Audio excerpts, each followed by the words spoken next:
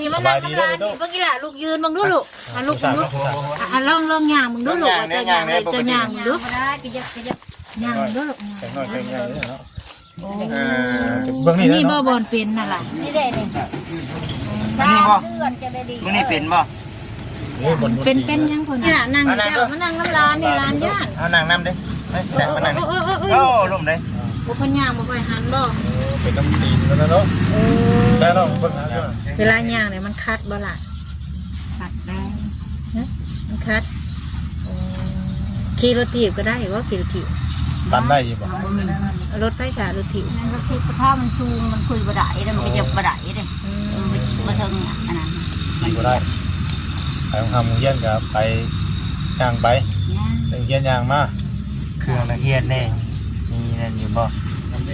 มีอยู่บ่เสีย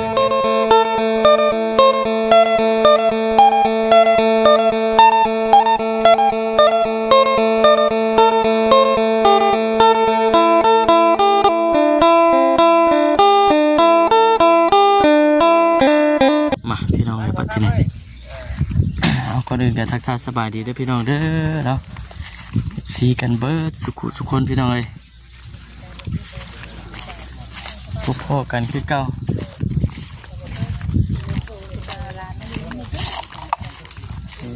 เฮ้ยถ้าชิงไว้ไปคนใดได้พ่อเนาะพี่เลยเนาะ ที่แล้ว จะได้เห็นเพื่อนคนนี้เนาะ แจ็คซิเมนเพื่อนแจ็คซิเมนนะเราก็บอกเคยมาเถื่อนกันจะพูดก็ไปถามเพื่อนเพื่ ไป อน ถามเพิ่นเนาะคือเรื่องเล่ากับผู้มาพร้อมกันกับทั้งเอ้ยเพิ่นนั่นแหละพี่น้องเอ้ย ทางสวรรค์เพิ่นแนะนำมาบ่มีเล็กน้อยมาอยู่ในเขาบ่ฮู้ว่าเขาบอกว่าจังได๋ นี่ไปถามแชมป์หน้าบ้านน้องเพิ่นชื่อหยัง ยั ยัง งเนาะ แล้วประมาณนี้มีแต่เขาไปทางน้องกันอยู่แล้ว น้องเบิ่งคือว่าบ่เก่งหงเก่งแห้งน้ำแน่เนาะอีหลามา ผู้ละเกิดสิเขาไปหากันในตู้แล้วกัน บ่เนาะไปแต่เนาะ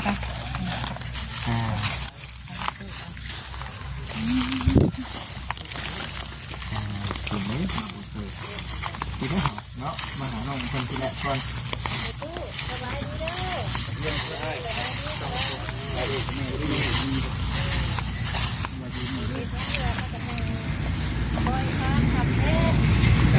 มานั่งพี่เลี้ยงกันพี่นั่งสินั่งใ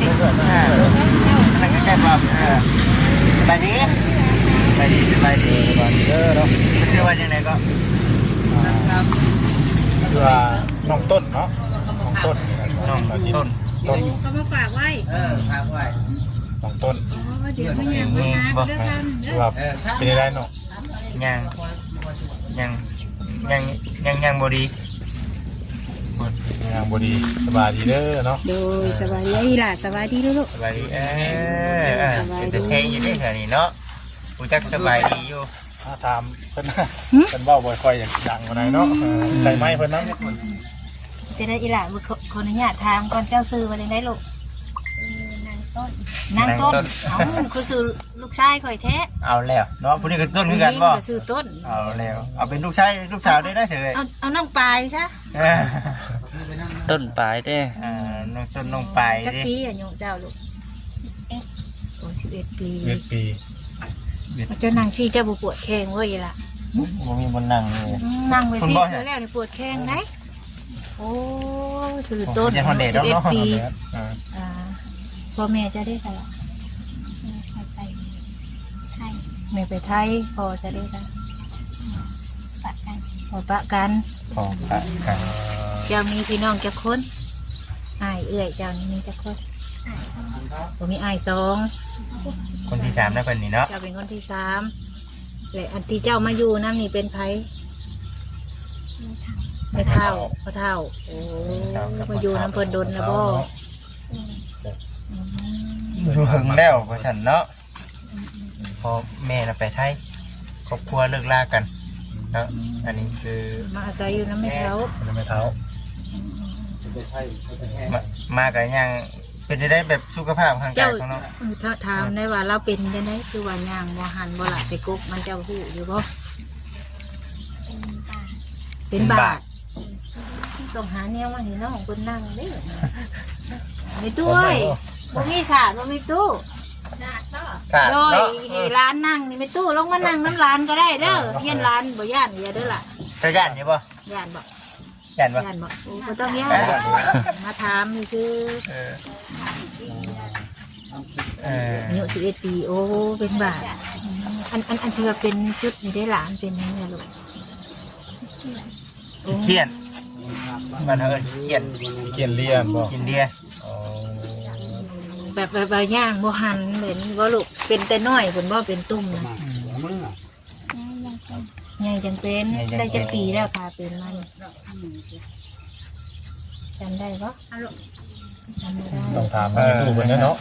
ตู้มานี่ดู ถ้าไปตู้พี่มานั่งข้างล่างนี่เบิ่งอีหล่ะลูกยืนเบิ่งดูลูกลูกเบิ่งดูลองย่างมึงดูลูกว่าจะย่าง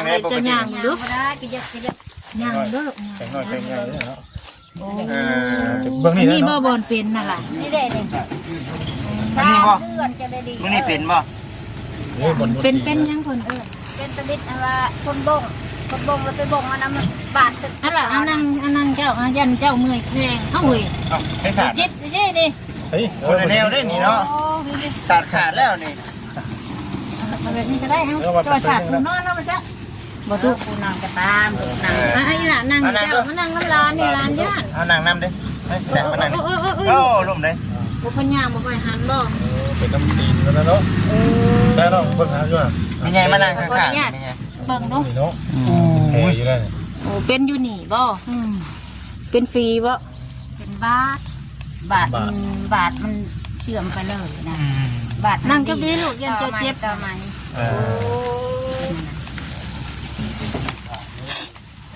เป็นโซ่คนโซ่เลยนะ เป็นคนโชว์เลย โชว์เลย ได้เลย โดย เพราะว่ายังยาวนะ นี่มันจะเป็นคือแม่เถานี่ ไม่ แม่ เท่า เถานี่ก็เป็นบาด เจ้าเลย จ้ะ มัด3 ปี4 ปียังดีๆจังเป็นบาทยังนั้นไปจัก นี่หลานคนเดียวนี่บ่อยู่นำน่ะ จ้ะบริยูน้ำแม่นไปแล้วไปผักเอาไว้นะแม่แล้วคอยเป็นผู้เบิ่งให้มาแล้วก็เอา แม่น่ะไปหาเงิน ทุกอยากนั่นแหละลูกมีสั่งอยู่ โอ้พ่อแม่เพิ่นน่ะปะกันแต่ดนบ่ ปะกัน2 ปี3 ปีแล้ว 2-3 ปีแล้ว วันนี้คือทั้งเจ้าอยู่กับอยู่2 เท่า จ้ะ 2 เท่า 2 เท่ากันมึงนี่เนาะเพื่อนซานก็ได้กระจากเอาเบิดดิ ยามผ้ายามฝนนี่อยู่กันได้อยู่บ่ ปุ๊บหันปุ๊บนี่เลย พบหันพบนี้เจนั่นก็หัวเจนี่ก็หัวได้เนาะ จ้ะมันผักได้ เจ้าน่ะมีลูกแค่คน คอยชี้ โอ้มีลูก4 คนมีครอบครัวหมดแล้ว เขาก็อยู่เพื่อนเขา แต่ที่เจ้าอยู่2 เท้า มาคอยแต่อยู่ช่องเขา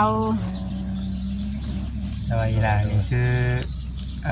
แม่ไปเฮ็ดงานอยู่ไทย เป็นงานอยู่ตะแคก แต่แค่ กวนอีหล่าว่าเพิ่นเฮ็ดงานอยู่ไทยแล้ว จับเลยเนาะ มันไปจ้า เฮ็ดงานยังแม่เพิ่นน่ะ จักเฮ็ดงานนี่จ้ะไปมาก็เป็นได้เงินได้ขับนี่จ้ะ บ้านเฮาก็ จักปีอายุแม่เพิ่น ประมาณ20นี่แหละ เช้า ประมาณ20 ลูก11แม่เช้าเลยลูก10 ปีบ่ บ่จุงมน20ว่าแม่บ่อดนะประมาณ20ว่าแม่บ่อดนะ ว่าเช้าที่หาจับหมดผมจะ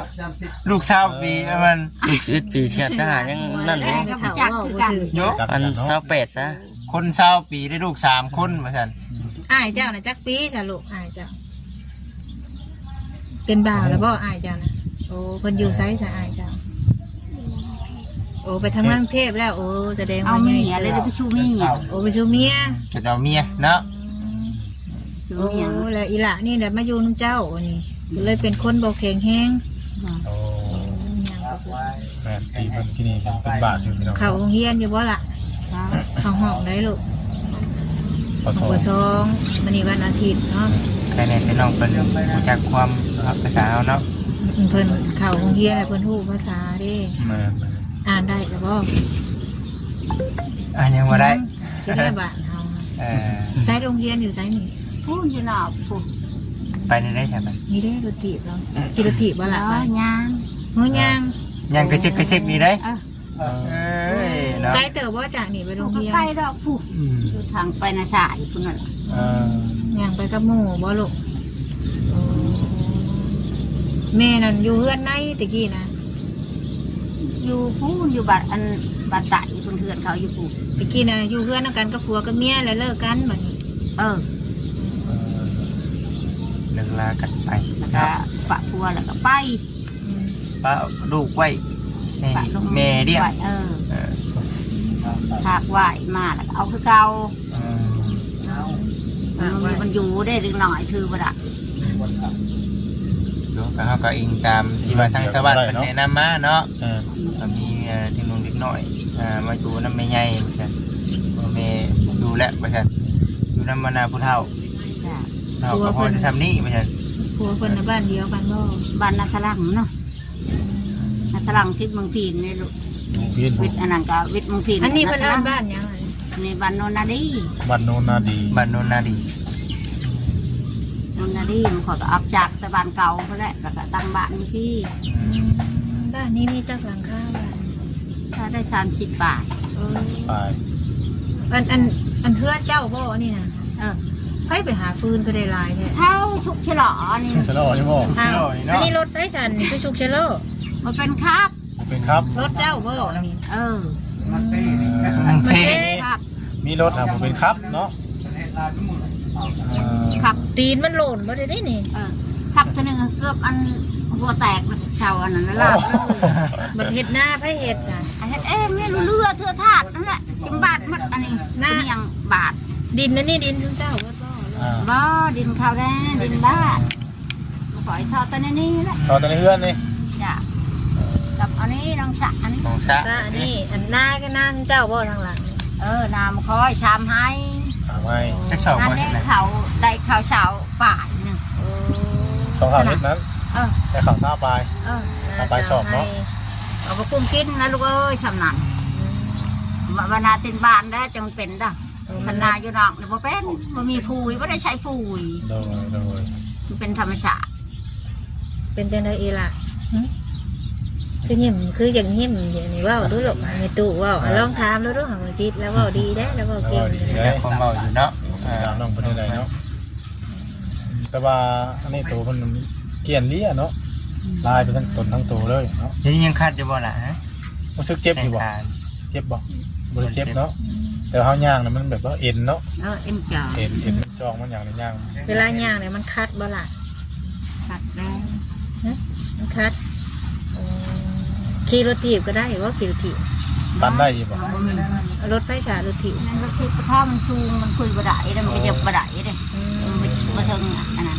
ขี่บ่ได้ไปทำเยี่ยนกับไปย่างไป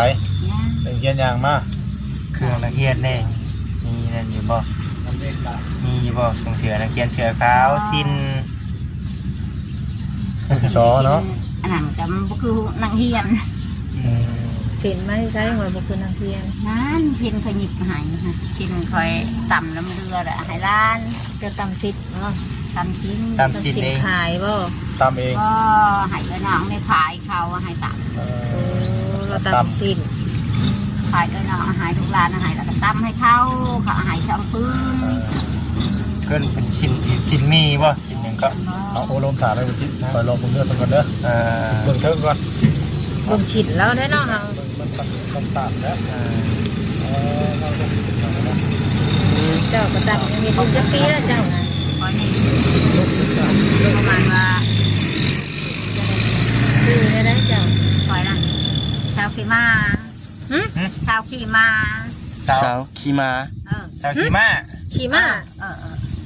สาวขี่ม้า ไปแล้วเนาะบ่ โอ้ยเนาะนี่อะไรเอ่ย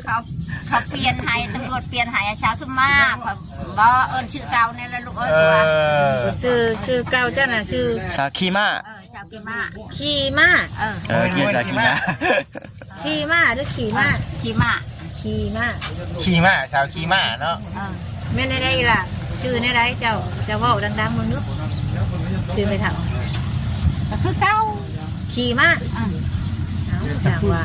แล้วตำรวจว่าแม่ทายบ่อันชื่อบ่เขาว่าเอิญชื่อเก่าให้ลูกเอิญคันเอิญเนี่ยมันมวนแล้วมันเจ็บมันไข้เขาว่าแม่เขาเอิญแบบนั้นแต่เกิดนะ จักอยู่เนาะ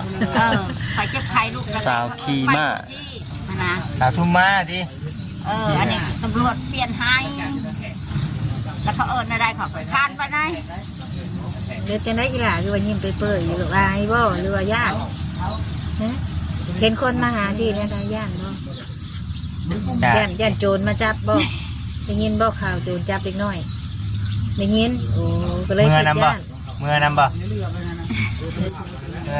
จากนี่ไปไกลบ่เฮือนเจ้า กายเต้าพุ่งอยู่บัดตาย เฮือนหลังใหญ่แต่บ่เฮือนเพิ่น บ่นะขี้ดินนี่แหละขี้ดินนี่มันบ่มีเงินเลยบ่ได้ปูหักฐานแทนยังอยู่ไปอยู่ด้วย เฮือนแบบได้เฮือนเรา เพื่อนนั่นแบบเพื่อนก่อแบบนี้แหละแบบนี้แหละ เฮ็ดแต่กับผัวบ่ เออ แล้วป้ากันแล้วบ่แล้ว มันก็แล้วได้บ่มีเงินแล้วก็ย่า ลูกชายไปหาเงินแล้ว2 คน แล้วก็นอนในหน้ามันได้หน้ามันเชื่อมเขาในขี้ดินนี่ได้บ่ได้ปูอันนั้นนะเด้ แต่ถ้าหากว่าแม่มานี่คือพากันเมื่อนอนสองไม่ลูก จ้า อยู่พุ่น บ่นอนบนเขา เราอยู่2เขามีลูกแต่ว่ามีครอบไปครัวมัน เขาเป็นคนเขาขอเป็นคนเขาคนเขา คือบ่อยู่นํลูกเอาก็ไปทำเฮือนตัวเฮือนเมียนี่บ่ เขาเมื่อคนบ่ค่อยอยู่ดัก ครอบครัวไผ่ครอบครัวเราเนาะ หินไปหินมัน ที่ทั้งนี้แหละมีแต่เฮือนผัว สู้ก็ได้เขาอยู่เขาอยู่วันนี้ลูกเขาไปอยู่เขาก็เมื่อคนเขาอยากไปนั่งหินเขานี่ไปก็ได้ แต่ลูกชายนี่ต้องเอาเมียมาพี่ ลูกชายกับเมียมาพี่อันนี้มันลูกชายกับมันก็เงือกคนคือคนเชื่อนี่จะให้ได้คนประเทศ ยังหลานก็มีแต่หัว คนประเทศลูกชายก็ได้ก็ใหญ่จังลูกนี่แหละ ใช่เจ้านะ จ้าชิงะอยู่มันอยู่ แล้วไปใช้เสียเดียวนี้ อ้าวไปน้ำเอื่อยอยู่คนแหละเขาเถื่อไปกันอยู่ในนี่แล้วคอยชักตายขยะ เขาถือไป เออเขาให้คอยยันคอยตายก่อนนะก็แบบคนบ้าอะไรอีกอ่ะ ไม่เป็นยัง อ้าวก็คือขมือแน่ลูกไปอยากเล่า โอ้ คนเด้งาม คนงามงามสิ งามไปชื่อฮะจะบอก เป็นได้จ้ะ ใช้ก็ได้ นี่พี่น้องเรียนเราก็ได้เนาะโอ้ยน้ำฟ้าเนี่ยฝนโมเป็นอยู่แล้วเป็นนี่พี่น้องเนาะ งานมันเป็นคัดเครื่องลูกขึ้นมาอย่างนี้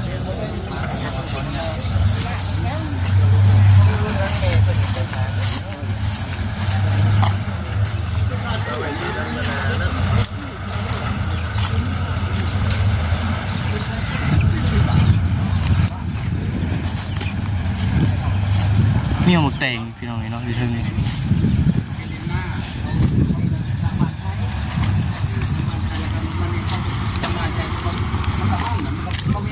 โอเคพี่น้องไปตามนั่นเด้อพี่น้องเด้อเนาะสบายดีพี่น้องสบายดี